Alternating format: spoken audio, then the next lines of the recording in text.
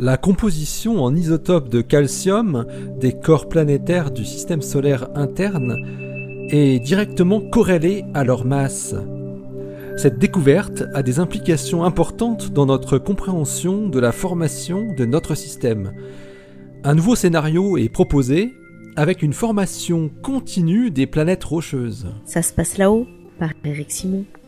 La variabilité isotopique parmi les objets du système solaire est souvent utilisée pour tester la relation existant entre des groupes de météorites et les planètes rocheuses, de Mercure à Mars, en comptant la Lune. Les nombreuses études passées ont montré qu'aucune météorite primitive n'a une composition semblable à celle de la Terre. Le matériau du disque protoplanétaire, qui est à l'origine du couple Terre-Lune, est ainsi mal expliqué quand on le compare avec d'autres corps.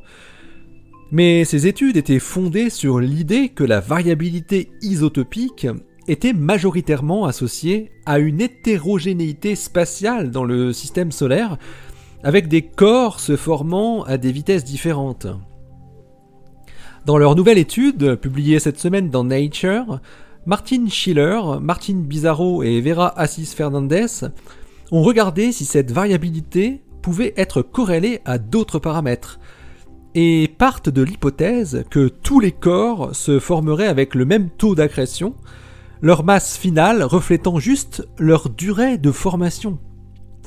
Ils ont mesuré le ratio entre deux isotopes du calcium, le calcium 48 sur le calcium 44, et ça sur des échantillons de météorites de type urélite et angrite, ainsi que des échantillons venant de Vesta et de Mars, en les comparant avec sa valeur dans la croûte terrestre.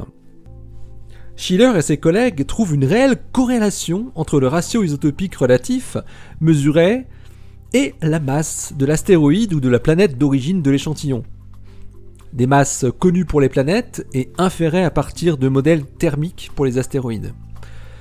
Or, dans l'hypothèse de Schiller, où la masse du corps est un indicateur de sa durée caractéristique d'accrétion lors de sa formation dans le disque protoplanétaire, plus les corps sont de petite taille, plus ils se sont formés rapidement dans le disque protoplanétaire autour du Soleil.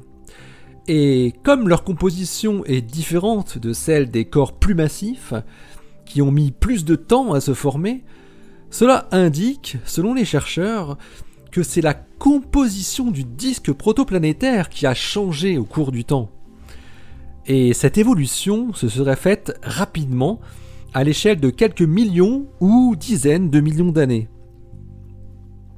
Schiller et son équipe estiment que de la matière extérieure au système solaire est venue s'ajouter à la matière déjà présente dans la région interne du disque protoplanétaire déjà thermalisé.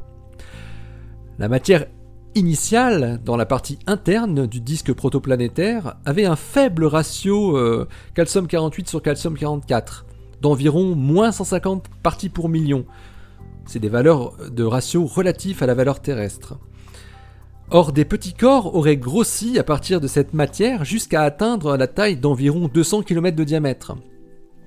Le disque interne aurait alors été enrichi avec des poussières provenant du système solaire externe, avec un ratio calcium 48 sur calcium 44 plus élevé, de l'ordre de plus 200 ppm.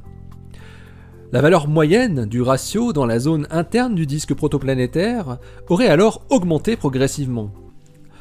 Ainsi, les corps atteignant la taille de Vesta, soit 530 km de diamètre, auraient atteint un ratio calcium 48 sur calcium 44 de moins 100 ppm, et ceux parvenant à la taille de Mars, c'est-à-dire 6800 km, auraient eu une valeur de moins 20 ppm. Les chercheurs confirment par ailleurs la similitude de composition de la Terre et de la Lune, donc 0 ppm, qui est prédite dans leur modèle à la condition que l'impact qui a donné naissance à la Lune ait impliqué une protoplanète ayant, comme la Terre, terminé son accrétion vers la fin de l'existence du disque protoplanétaire, c'est-à-dire de masse semblable d'environ la moitié de la masse de la Terre actuelle. Le scénario proposé par Schiller et ses collaborateurs va à l'encontre de nombreuses études antérieures. Il permet d'expliquer certains points, mais reste en tension avec d'autres éléments notamment sur la durée de formation de la Terre, qui serait beaucoup plus rapide lorsqu'elle est tracée par d'autres isotopes, ainsi que sur les transferts de poussière des parties externes du système solaire et le rôle joué par les géantes gazeuses. Ces résultats devront être validés notamment par des simulations numériques des phénomènes d'accrétion de poussière et de cailloux et des phénomènes d'instabilité associés. Allez, d'ici la prochaine, portez-vous bien, restez bien les yeux vers le ciel et les pieds sur terre. Salut!